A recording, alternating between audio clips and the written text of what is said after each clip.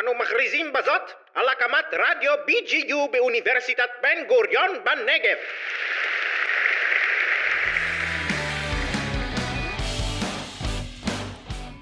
Hello everyone.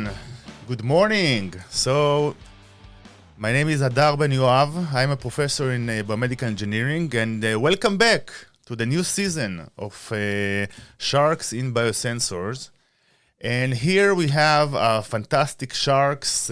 First, we have Professor Gad Vatin. Hello, Gad. Good morning, Hadar. Good morning. From which department you are? So I'm Gad Vatin from the Physiology and Cell Biology Department at the Faculty of Health Sciences, and also from the Regenerative Medicine and Stem Cell Research Center. That's why I ask you, because I would not remember all this kind of... Impossible to memorize. The first of his name. The first of the name, yes. And here we have also Hagit Alon. Hey. And you are from? I'm doing BioBizDev in BGU. In BGN, sorry. So you are from the commercialization company of the university. You're an expert in how to basically translate this kind of great ideas that we're going to hear into actual business. Exactly. I must say that I have a background in VC where I did evaluations of these kinds of startups. So, as you see, of weight on my shoulders. I brought you the best sharks, so stay tuned. And of course, welcome to all our listeners all over the world. Okay, how much we have? 2? Okay. So the first one. So the way it's gonna be like this: we are going to have four contestants. Each one is gonna give a 5-minute presentation about the need and the motivation for their project, and I can say that at the end of the class, they're gonna actually develop their own biosensor for this kind of challenge and the motivation that they're gonna say here. So, hello. Hello. Who are you?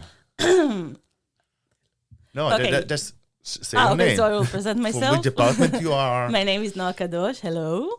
And I'm a master's student at the Biomedical Engineering Department. I'm making my master at the lab of Dr. Galit Katerivas-Levy, which is all about 3D printing and biomaterials.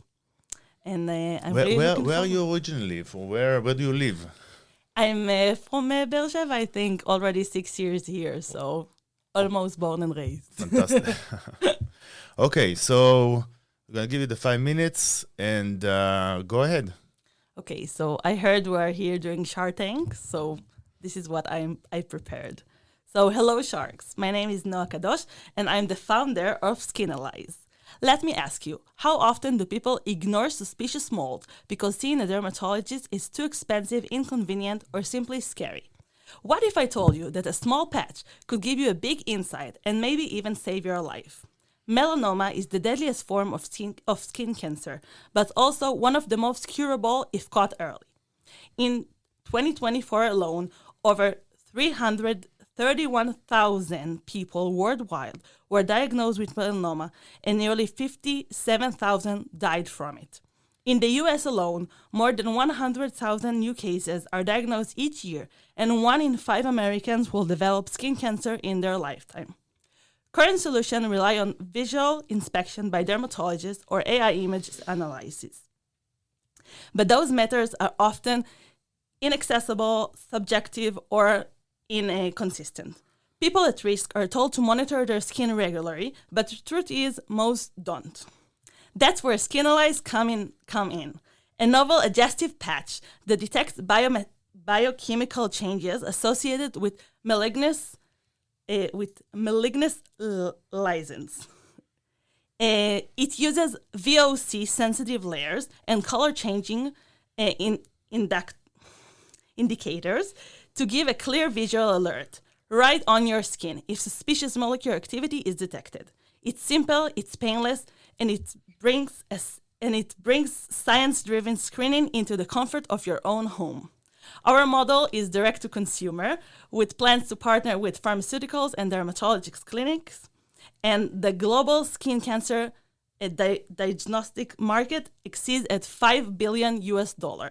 And our solution open access to millions who lacks regular medical checkups. Our technology is based on a peer-reviewed research and lab-validated biomarkers.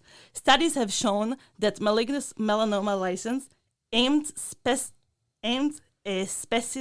VOC, which is validated organic compound, which differs from those regular molds. Skinalize bridges the gap between home monitoring and clinical care. No training, no batteries, no app. Just science on a sticker. Sharks. With your investment, we'll complete regulatory approvals, scale production, and launch an awareness campaign targeting early adoptive and at-risk population. Together, we can make melanoma screening as easy as putting on a Band-Aid. Don't just invest in a product, invest in early detection, accessibility, and life saved. So, who is ready to stick with Skinalize? Wow, thank you. Ooh, you have also a picture here. So, yeah, we don't have a camera that we can show. I'm sure the broadcast is see a already picture of the patch on YouTube. on So yeah, you can see the here. body. This is the mole. We put the sticker, and very clearly you have the Change the color visualization. from green either green or red. Fantastic. Thank you so much. Thank you. Thank you Right. very much. Well done, Noah. Are we clapping hands? I think we have the button for that. Oh, we can do woo! Yeah. Wow, so many people. Thank you for the Like it. applause. Okay. So, thank you, Noah. And who wants to go first? I'm happy to go first. Okay, got All it. right. Noah, well done. I think that the need is clear. What you suggest is a patch which is local, right? Mm-hmm. And when you do a screen on your skin, you have to look at all of your skin. True. What happens if the mold is in the back, for example? How So, can you detect first it? of all, I'm coming from the assumption that you're not alone at your home. So you can ask the people around you and to check up your body, especially if you're at high risk. I also had the idea in mind of applying it as a cream, which is more simple because you can spread it on a longer place. But this is just in the second version of our company. We're still in the first beta. And also, before you ask, the name is already trademarked.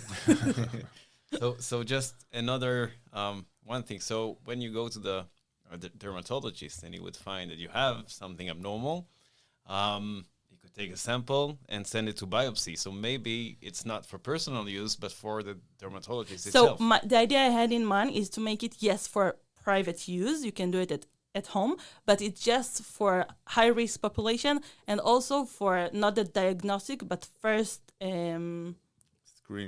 first screening. Because for sure, if you have something that is suspicious, you need to take it to a biopsy. I can tell you from my own experience, my mom, she's a 4-time melanoma skin cancer survivor.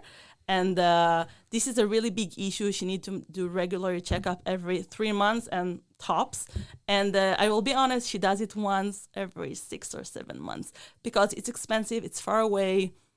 In the busy routine of life, we don't always have the time to do that. So if you have it at home, you can just put it on yourself, on your skin to check. And if something is abnormal, go to see a dermatologist. But if not, you have a few more weeks. So without going into the technology, so the idea is to have a disease, right? The skin cancer, and eventually you have a response with the change of color. But I'm trying to understand, from the relation to the disease itself, which molecules, like how it's related to the biochemical response of the molecules. That's Can it. I connect to Hadar's question? Yes. How early can you detect Okay, a so already we malfunction? have research studies from 2016 that shows that those specific molecules, which I can tell you the scientific names of all of them, the VOCs, the organic compounds, they are they evacuate from the mold into the air. So the research that I mentioned before from 2016, dogs were able to sniff it and they were able to detect if the mold is normal or malignant. And the compounds are like dimethyl disulfide, lauric acid, and also oxidative stress markers. Okay. Those are the markers that Are there our any biosensor other will be able. other There is a small change in pH, but it's not consistent, so you cannot No, actually. what I'm really asking is whether these volatile organic compounds exist in any other conditions. Like, can you tell that this is You this can is tell that those melanoma? are If yes. it's specific for Yeah, melanoma. yeah, exactly. Thank you for your question. So the names that I mentioned before are related to melanoma, but there are other VOCs related to other type of cancers. Those are specifically related to melanoma. I know that there is the mechanical nose that the Technion made, and it's in charge on lung cancer, and those are different VOCs, but the idea is the same. Okay. Thank you very much. It was very you. nice. Yeah. It was a great pleasure and great privilege. So thank you very much, and I'm looking forward to hear from your. Great. You're going to hear you. from us very soon. And now we're going to have some music, right? And the next one going to come. Who's the next one?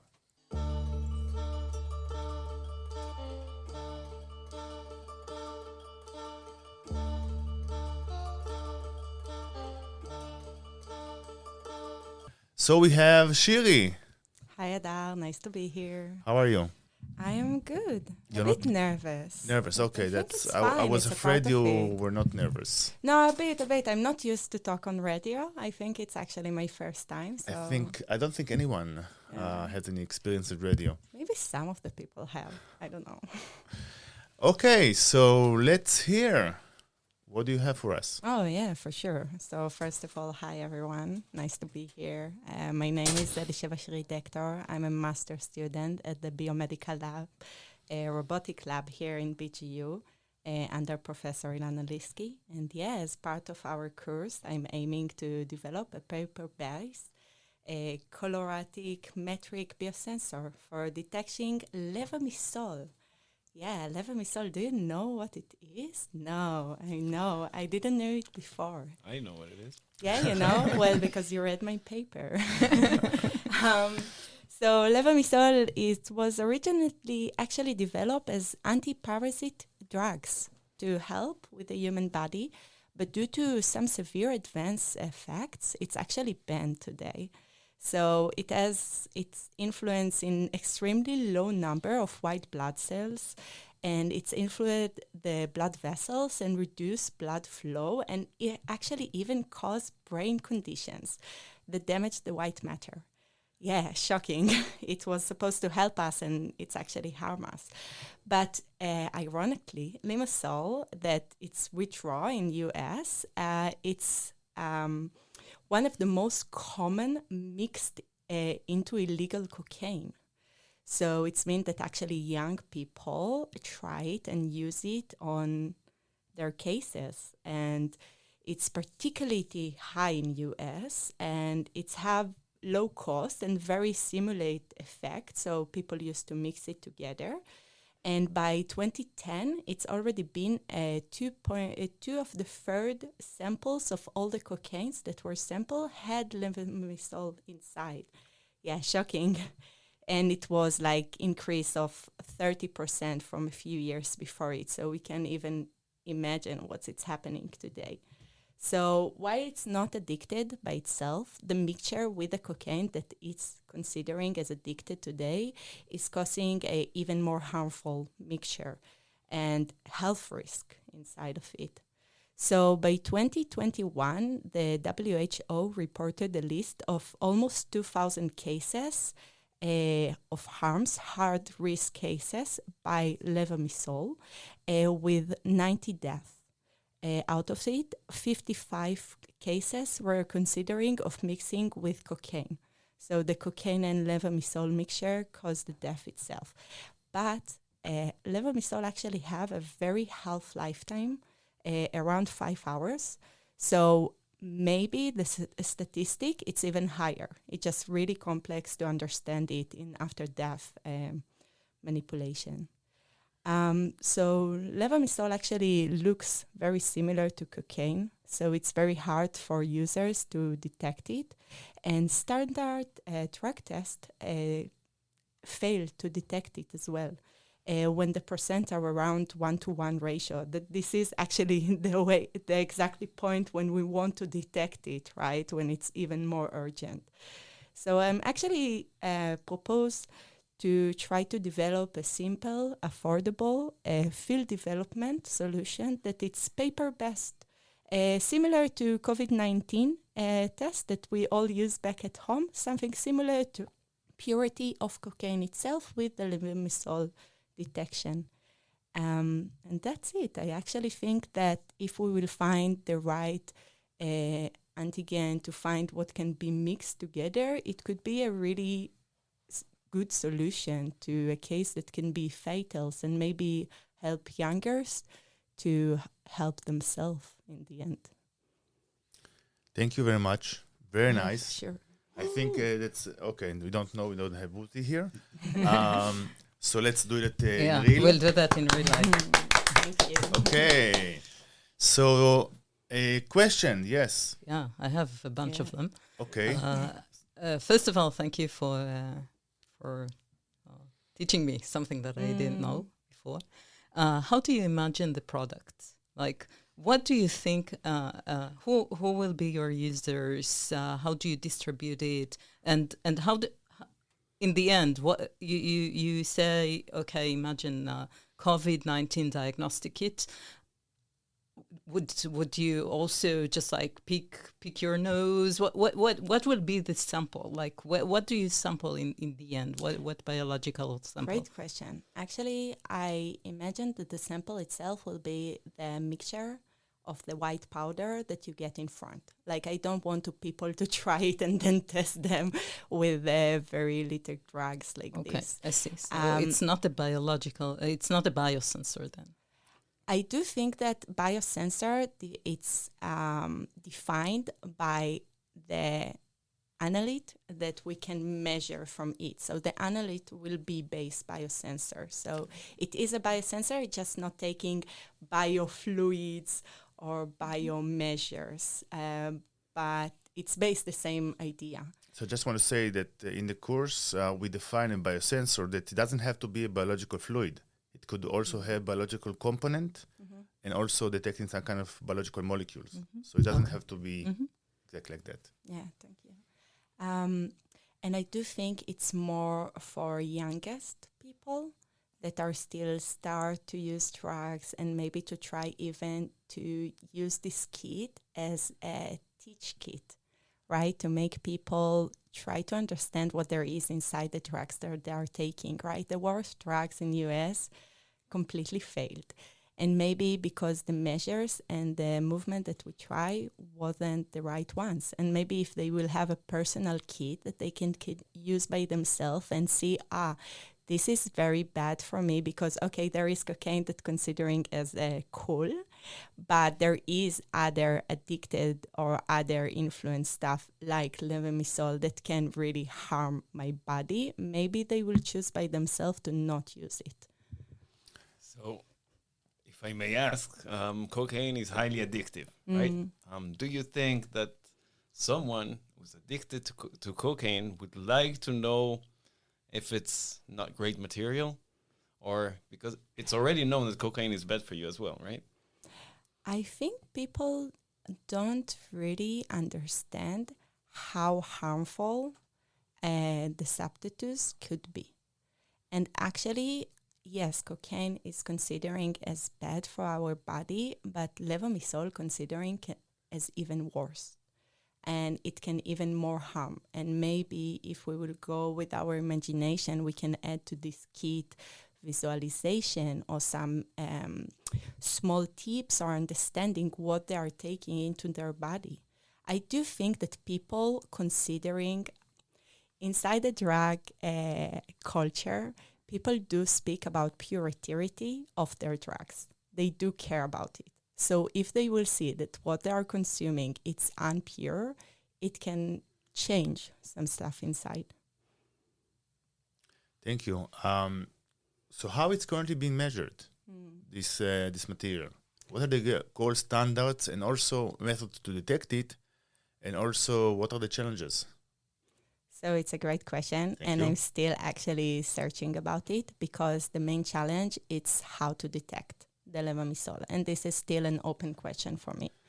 And after I will find the right isotype or the right thing to mixture inside this strip, we can take the next steps. Okay, fantastic. And we have also a question from the audience, and they actually would like to know if there is any personal relationship to this material.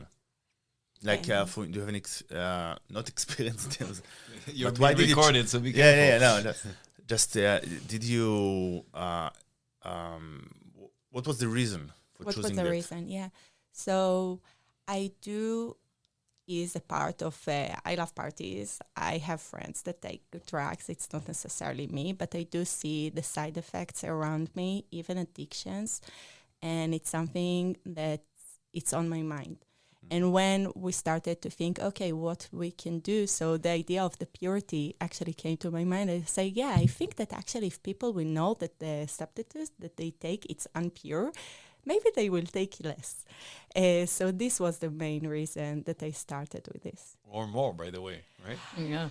I don't know. We can try it. Let's see. Let's start with the biosensor. Let's give the people the information that they need and see how it will influence. You will be surprised. When people know more, they have a more reasonable acts. Okay, so we are educational program, and I hope the university won't sue us. So again, thank you very much. It was fantastic. It was Thank nice you. to be here.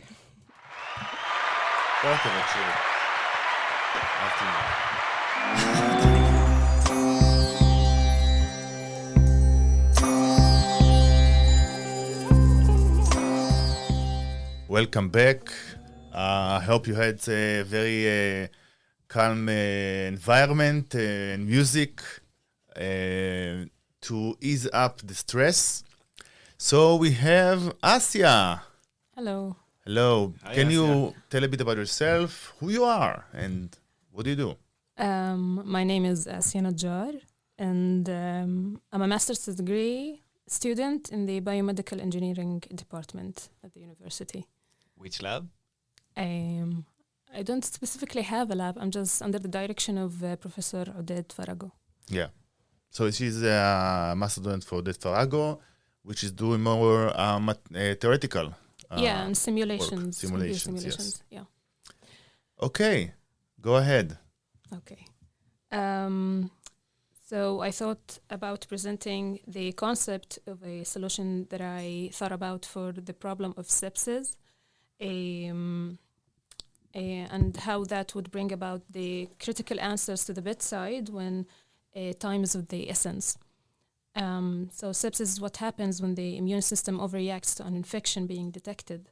The body would release a wave of inflammatory molecules, cytokines like interleukin 6 and TNF-alpha, which can trigger a widespread inflammation, reducing the organ perfusion and causing a whole system kind of dysfunction in the body, and can cause a septic shock. The problem with this procedure that it accelerates rapidly, and if not detected early on, it can cause to death and be quite fatal. So globally, sepsis does affect 49 million people every year.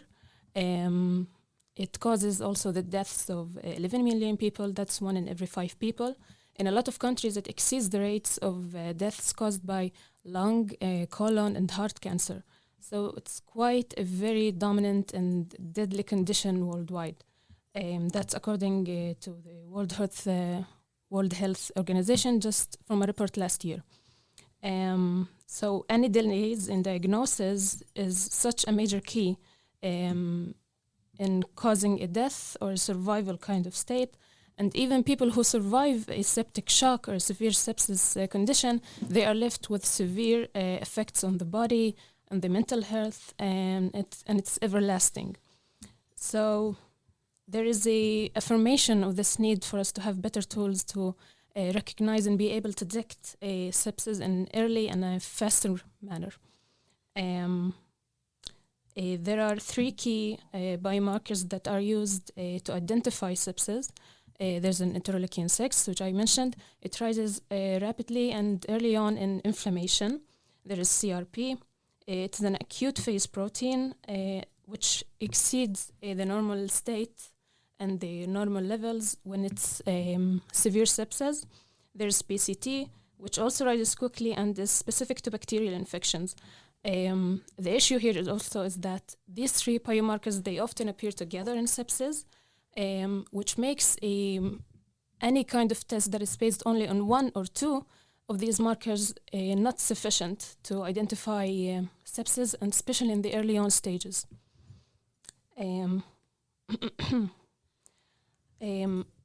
Another challenge, other than the fact that there's this kind of issue with the complex multiple biomarkers being combined, we have the issue of time, as we've said.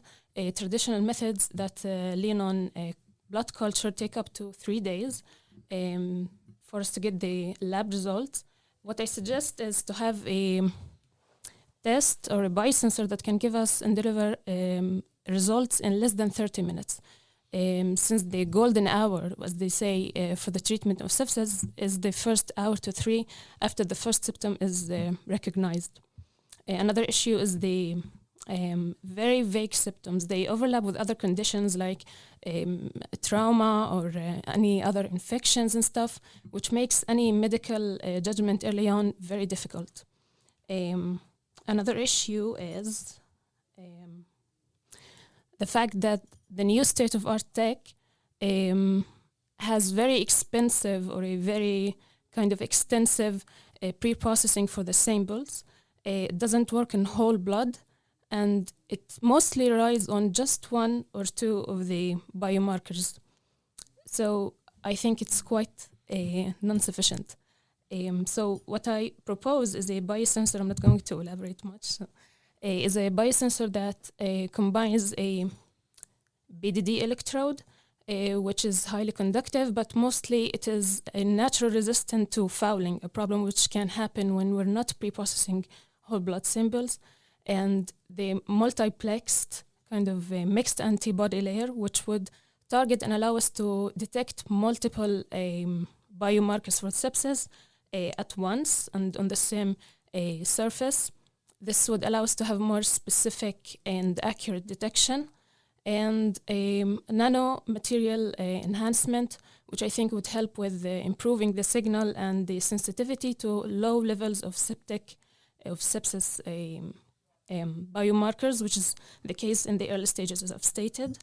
So I think for the future, the impact would be, as I've said, in the time. There's a huge reduction in the diagnosis time. Any clinician would also be able to have this portable tool at the bedside, which is very different than what we have now with this equipment and the whole labs that require us for the analysis of sepsis samples. So we can have it in field hospitals and rural clinics and whatnot. Another thing is the material scalability. I think there needs to be a kind of a tool that is affordable and available for all around the world, because the high mortality rates for sepsis is actually in more less developed countries where the resources are very low. And I think that's it overall. Thank you. Thank you very much, Asa. You can breathe, not too much, because we have some questions from the sharks. Great work. Thank you. Great presentation. So how specific do you think you can be for sepsis rather than any other inflammation? Yeah, that is the problem with a single or when they, specify just a single marker or two. I think these three biomarkers research has shown are very common in sepsis. Yes, there's a certain kind of specificity that you can reach, but I think with a certain optimization and when working on the prototype, you can actually work up something that with the multiplexed kind of tech can help us identify sepsis very accurately relatively to what we have now. So this was also kind of my question, maybe just to emphasize it a little bit, you want to capture this shock at early stages. Yeah. Where all of these molecules are probably still at low levels. Yeah. And so I think there will be kind of a big overlap with just inflammation. Yes. So- What is specific about them is that they work together in sepsis. That's what is very identifiable here.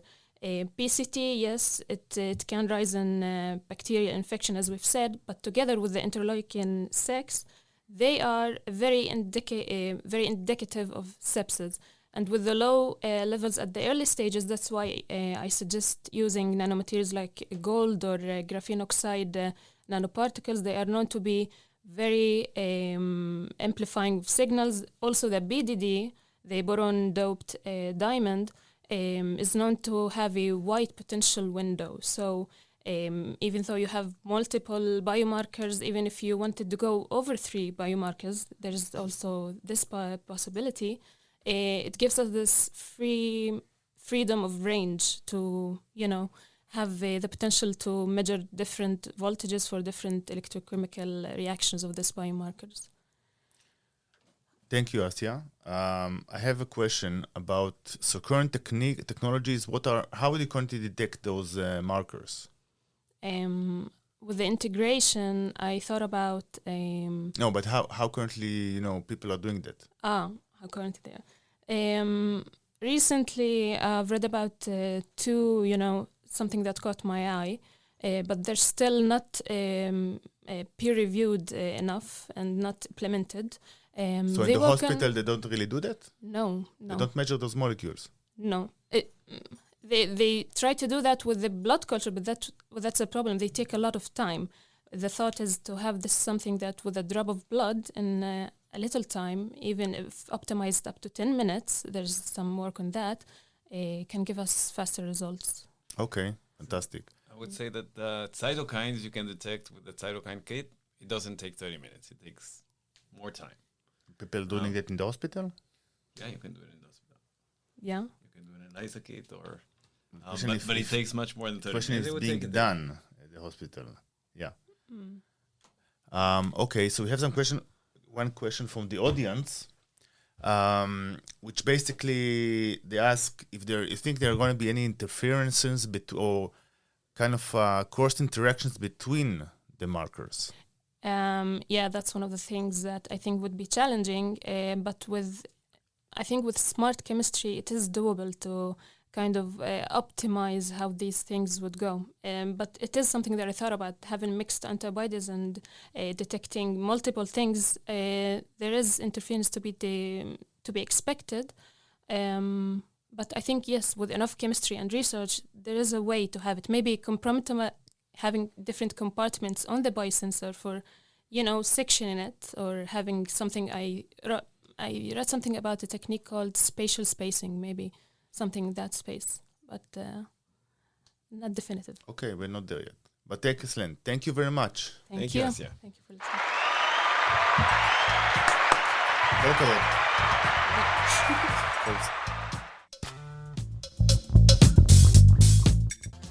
Welcome back. We have Sanjay here, last but not least, as we say. So, Sanjay, are you okay? Yeah, I'm okay, yeah. I see that you brought here 10 pages. I hope you're not going to read all of them. No. Okay.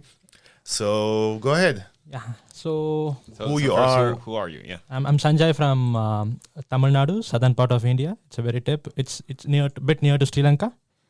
And I did my bachelor's and master's in chemistry back in India, and I'm new to this field, like biology, immunology stuff. Yeah, I'm currently working as a PhD student, and I'm doing my PhD in material engineering under the supervision of Mark Schwarzman. Fantastic. Yeah. Go ahead. Okay. So, good morning, everyone. I'm Sanjay. I'll be sharing my project focused on developing a novel gold bipyramidal based LSPR biosensor coated with PEG and Zwitter ions for detecting a thyroid stimulating hormone with a great sensitivity. So when I talk about the thyroid gland is located in the front of the neck, which plays a crucial role in metabolism, growth, and overall physiological functions by releasing thyroid hormones. So the process begins like this. So we have hypothalamus. So hypothalamus release a hormone called as TRH, which is thyrotropin releasing hormone, which prompts the anterior pituitary to secrete thyroid stimulating hormone, which is TSH. Then TSH stimulates the thyroid gland to release a hormone called as T4, thyroxine, which is converted into an active form of hormone called as T3. So T3 is called as triiodothyronin. So this controls essential bodily functions such as metabolism, body temperature, heart rate, and nervous system activity. So in healthy adults, the normal TSH level should be around 0.45 to 4.12 micro international units per liter. But when there is a disruption in TSH level can lead to hypothyroidism and hyperthyroidism condition that collectively affects over 300 million people worldwide. According to the American Thyroid Association, more than 20 million Americans suffer from some of the thyroid disorders, and with as many as 60% of people going undiagnosed. And when I talk about India, in urban region and a rural region, the hypothyroidism rates are very high. It's around 13%. Mostly hypothyroidism or hyperthyroidism is affected for the women's. I'm not sure about the complete India, but if you come to my place, like most of the women's are affected with this thing. So they have swollen neck, and they are a bit fat, they're overweight, they have slower heart rate, they are fatigue, and thinning of hair and muscle pain, high cholesterol level, and lots of infertility issues are caused because of this hormone issues. And currently TSH, that is thyroid stimulating hormone, is the key biomarker used to assess the thyroid health. But standard detection method, which is right now being used, is ELISA and chemiluminescence. But the problem behind this is they are time consuming, and they require a centralized lab. They need skilled technicians, and places like India, like in rural India, it's not that easy to get all this stuff in one place, and it is also very expensive for Indians. And my project aims to bridge this gap by utilizing localized surface plasmon resonance, which is called as LSPR, with gold bipyramids. These nanoparticles, due to the sharp tip, as I said, it is a gold bipyramid, so they have a sharp tip, which offer a stronger field enhancement and improve the refractive index sensitivity compared to conventional gold nanoparticles. However, working with this real biological sample introduces challenges like non-specific binding. To counter this non-specific binding, I have modified the sensor with PEG, a mixed layer of PEG. PEG is polyethylene glycol, and have also modified with zwitter ionic thiol. So this will resist fouling, and this will also resist the unwanted proteins to get attached with, not to get attached with the sensor. And then the sensor, the LSPR, is attached with anti-TSH antibodies using EDC NHS coupling chemistry. When this TSH molecule, this TSH molecule, we need to separate it from blood, as we need to separate serum from the blood, and this TSH binds with the antibodies which is on the sensor, and it changes the refractive index around the gold bipyramids, resulting in a red shift in LSPR absorption peak. This shift directly corresponds to the TSH concentration. For an example, let me tell, like if you have a shift around 640 nanometer,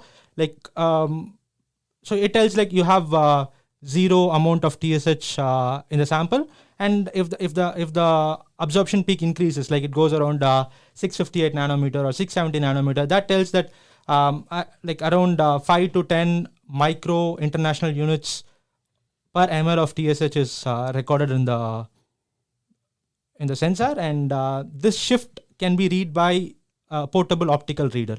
And you'll also have a question like how this can be done in home, like with a home testing. Like I have included a microfluidic chip that separates serum from a finger prick blood sample, similar to how we do it in the glucose meter. Once the serum flows through the sensing region, the LSPR shift occurs, and the device will display the numerical results. And this sensor is unique because It is a label-free detection and it has high sensitivity. I have designed like so that there is no anti-fouling happens in here, and it will give you a real-time response. And it is also we can also do it in home. And in conclusion, what I'm going to say is like this project addresses a critical diagnostic need by offering a simple, sensitive, user-friendly solution with minor adjustment. This platform could be adapted for other biomarkers also. Like we can actually this is being widely used in desalination plants to tell whether there is a fouling happening or not. And we can also use this sensor for pregnancy test, cardiac markers, and also we can use it for cancer detection. Thank you. Thank you. Yeah. Wow. Thank you.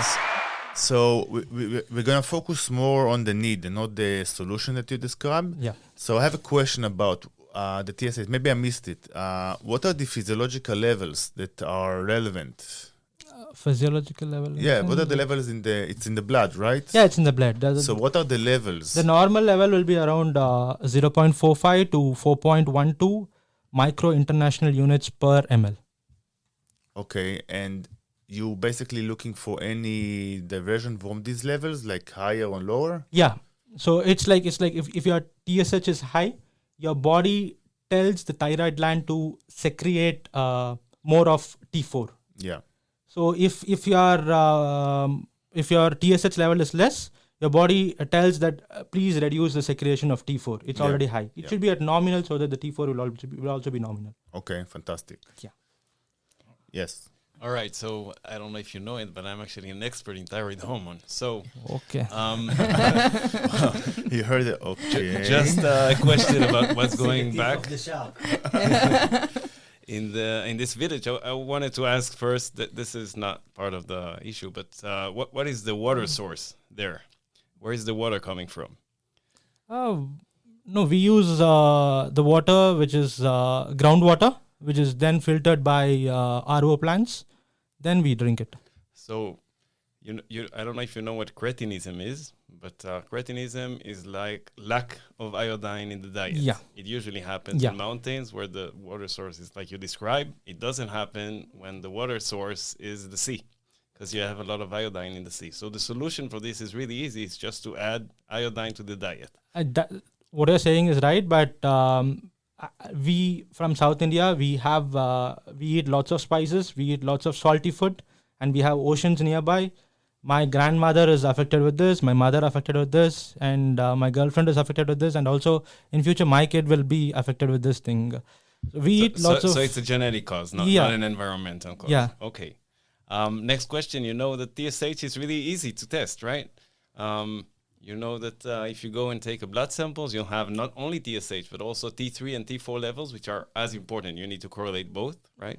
And so what's wrong with the methods that are already there? Actually, I'm not sure how much time it takes up in Israel, but it takes around... Less than a day. Yeah, it takes around 24 hours, more than 24 hours back in India, and it's a bit expensive for us.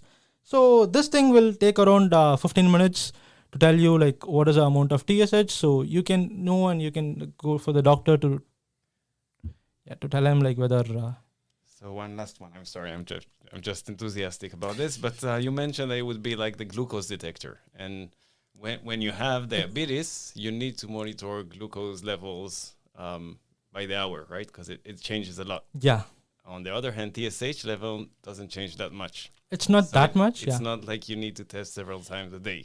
Once you see that you have, abnormal levels of TSH, it's not a condition that will change unless you treat it. So you could theoretically take a blood sample and send it to the clinic for testing. But the thing is, like, as I already explained to you, like my girlfriend is suffering from this thing.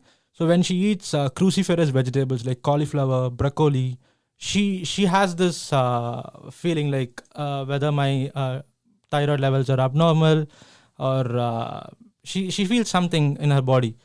So it could be transient. Yeah, so at that time we can't just go for a lab test and it takes around 24 hours to get the results. So I think this would be better.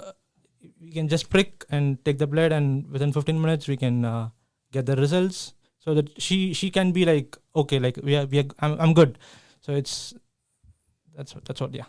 I have a question about your market. So you say, okay, there is a vast population that is prone, and they know that they are prone. Okay, so you can be very suspicious of something when you see external signals, right? Do you have a way to treat it? Like, is it something that is worthwhile diagnosing? Because you sort of know, right? So I don't know much about the specific Indian market. So will it be treated, or will it be just diagnosed? And so the first thing is, this generation knows the symptoms, and they go for the doctor. They do all the tests, and they have to take tablets daily. Like my girlfriend, she started from 10 mg, then 50 mg, and now she's taking around 100 mg. She need to that's the first thing, she need to take a pill, and she should not have any cruciferous vegetables, coffee, milk. So yeah. So but when I'm talking about my grandmother, she doesn't know, like she has this illness. She got to know when she was around 50 years, and the doctor said she's at the critical situation, and they need to remove the entire thyroid gland. Yeah. So the first thing, people doesn't care in India. People doesn't care about these things. They get symptoms, but they are like, okay, like it's something like we can pass it by. People don't care about because of the less money they have, something like that. Yeah. Okay, I have a question from the audience about, so how do you envision that people gonna be measured, like because you need the blood for that? It's gonna be in the physician office, at home? No, it's like a prick. Like it could be done at home. Yeah, basically, it's done at home by the yeah. person itself. Yeah, by the person itself. Okay, fantastic. Yeah. Okay, thank you very much, Sanjay. Yeah. All the best. Thank you. So we're gonna hear nice music, and we're gonna get back to you soon with the results. Wow, that was hard. I think if it was almost close to a fight, fist fight, because the judges were very diverse in their ideas on different on the different students, on their ideas and perspective. Yes. So I want to say that the main criteria was about the actual motivation. There's actually need for if the need was really established. If people think that they're gonna solve a big problem, and also if there's some kind of scientific facts that indeed this kind of need can be measured by different types of biochemical molecules. So without any ado, we will start from the fourth place. In fourth place, we have Shiri. So that was a fantastic idea. We had a bit problems with thinking about compliance with people that gonna use it, but the science is there. Third place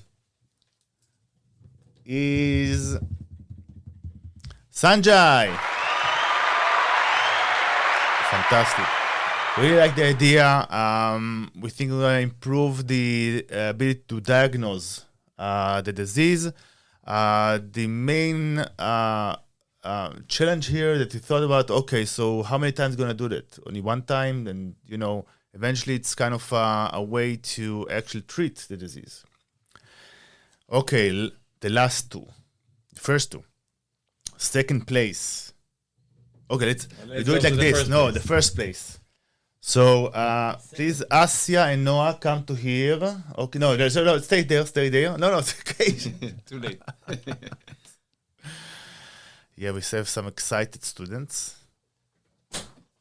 Okay. Okay. So Yeah, like, so the first place is... First place goes to... Rotem, what do you think? Asi? Noah! And Asya is second place. Asya, we really like the idea. It's obviously going to solve a big challenge, really going to improve medicine. We have some problems about, questions about the specificity of the markers, but it's something that obviously you're going to study more. And Noah, we really like the idea, is to bring the test to the patient, to the person in an easy way. There were some concerns about how these levels going to be more, going to change between different patients, so different types of the levels of the disease. But overall, we liked it, and Mazel Tov. Good luck. And so with that, we are going to finish our program, and I would like to thank Gad Vatin, and also for you, Hagit Alon, for coming, and for the exciting discussions.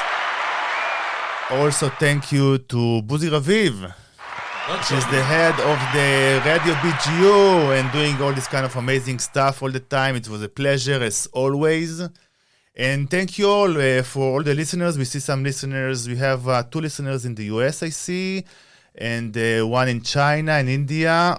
Also 1 in Iran. Okay. So thank you all over the world, and see you next year.